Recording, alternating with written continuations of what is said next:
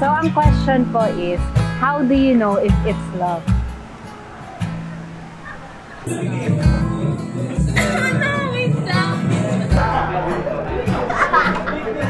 It's love kapag parang ang lalim na bigla ako. Hala! Baka naman yung mga tanong. Sige. Pag you'll just know when it comes, walang certain factor or anything na parang love kasi attracted siya, ganun. Nothing like that. More on like compatibility. And you'll know it's love pag may click na. Biglang friends mo kayo, tapos biglang may isip niyo kung na Alam niyo yung yung kahit ang daming nangyayaring problema sa aming dalawa man or kahit sa sarili naming buhay, when it's just us, alam mo yun, everything feels so calm, so peaceful. Parang yung sinasabi nilang siya yung pahinga mo ba? Parang every time na pagod ako, every time na may problema ako, parang siya yung hinahanap-hanap ko. Parang hinahanap-hanap namin yung isa't isa. Parang that person gives you hope. Parang kahit na magtotoo yung situation. Wala, Love is something that is not forced. Love is something that comes out naturally, you know. It comes from within. Kapag lahat ng takot mo about love is nawala.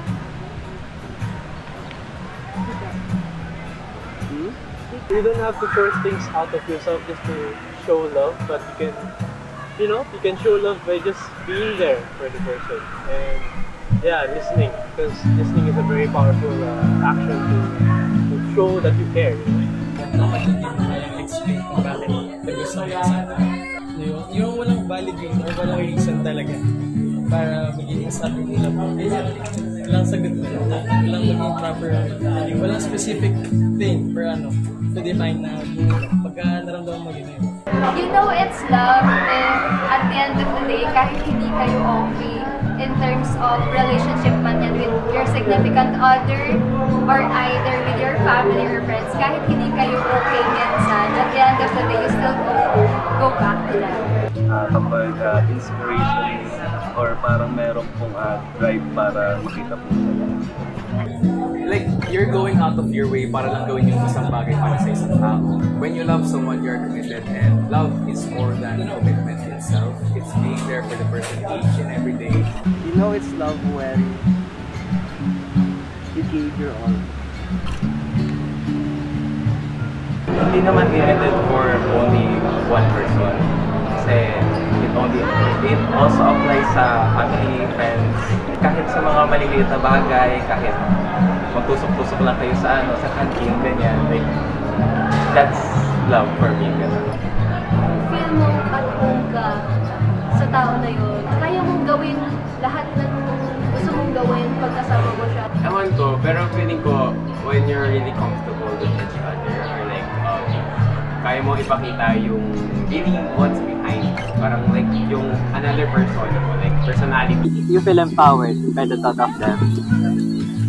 You're inspired to do things on your own. And you're pretty much motivated.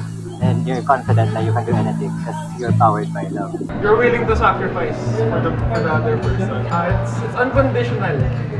Mangyayari yun kapag kahit may mga problema kayo, kahit hindi kayo nagkakatugma, nandun pa rin kayo para sa isa't isa. Ready ka nang mag-sacrifice para dun sa taong yun, tsaka nafe-feel mo and nakikita mo yung future mo with that person.